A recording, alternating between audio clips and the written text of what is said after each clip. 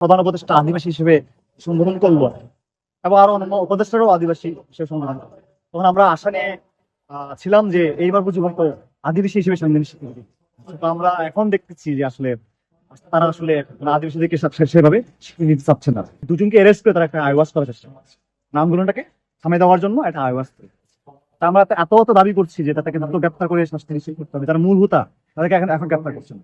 তাই আমরা মনে করছি যে আমাদের উপরটা হামলাটা রাষ্ট্রের মদদে আমাদের উপর হামলাটা হয়েছে। মনে করি বাংলাদেশের জনগণ বহুত্ববাদকে আসলে কিভাবে দেখে, তো আমার কাছে মনে হচ্ছে না বহুত্ববাদ আসলে এটা আসলে শুধুমাত্র ধর্মীয়দেরকে বহুত্ববাদ বলছে। বাংলাদেশে তো বিভিন্ন জাতিগোষ্ঠী রয়েছে, এদেরকে আসলে বহুত্ববাদ হচ্ছে না মনে করি।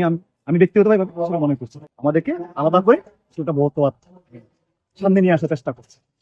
প্রকৃতপক্ষে আসলে বহুত্ববাদ আসলে আমার কাছে মনে হয় না যে বাংলাদেশের বিভিন্ন জাতিগোষ্ঠীকে বিন করা হয়।